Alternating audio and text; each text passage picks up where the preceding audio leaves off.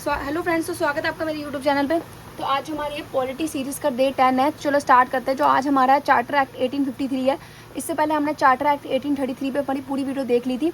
उसमें हमने ये देखा था कि जो ईस्ट इंडिया कंपनी की जो पूरी मोनोपोली थी पूरी तरीके से एंड कर दी गई थी, मतलब जो ट्रेड था पूरी तरीके से फ्री कर दिया गया था।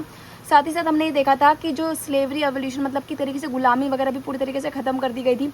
और जो शेयर होल्डर जो इन्वेस्टर्स है उनसे ईस्ट इंडिया कंपनी ने प्रॉमिस किया था कि अगर उनको प्रॉफिट होगा या नहीं होगा फिर भी वो उनको उनका जो हिस्सा है वो उनको देंगे, उनका जो प्रॉफिट है उनको देंगे।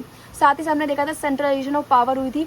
जो गवर्नर जनरल ऑफ बंगाल को हटा के गवर्नर जनरल ऑफ इंडिया बना दिया गया था और कुछ गवर्नर जनरल काउंसिल्स वगैरह भी ऐड किए थे, जिसमें से एक लॉर्ड मैकुली था जिन्होंने लॉज मेकिंग का काम जिनको दिया गया था और उन्होंने फर्स्ट इंडियन पेनल कोड भी बनाया था। तो इस तरीके से हमने देखा था। और सिविल सर्विसेज एग्जाम्स के बारे में भी बात की गई थी, बट पूरी तरीके से इम्प्लीमेंट नहीं हुआ था क्योंकि जो ब्रिटिश के लोग थे वो अपने ही पीपल्स को ही जो है एग्ज़ाम्स के लिए वो कर रहे थे, इंडियंस वगैरह को नहीं कर रहे थे।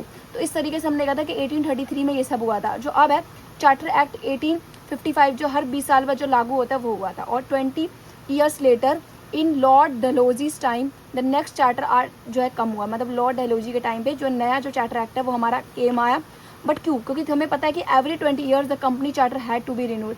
हर 20 साल में जो कंपनी है वो अपनी चार्टर एक्ट को दोबारा से लागू करती है तो और उसमें थोड़ा बहुत चेंजेस करती है।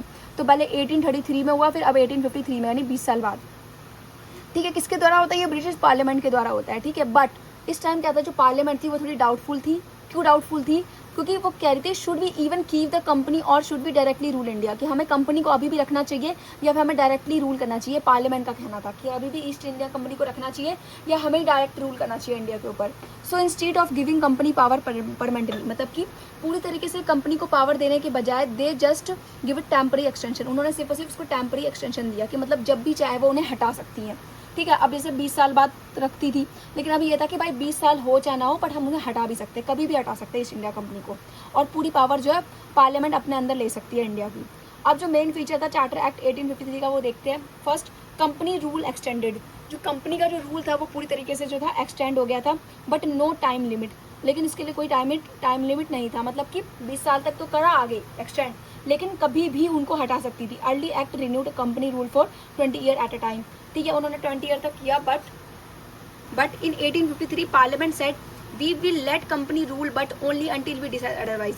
मतलब हम कंपनी के रूल को तभी तक रखने देंगे जब तक हमारा मन करे, मतलब जब तक हम डिसाइड करेंगे तभी तक हम रखने देंगे। Dash shows the company rule shaking around, मतलब इस तरीके से वजह था कि कंपनी का जो रूल है धीरे धीरे खत्म हो रहा था। तो ये था हमारा। बाकी हम इसकी जो सेकंड पार्ट है वो दूसरे वीडियो में देखेंगे। Thank you so much for watching. Bye bye.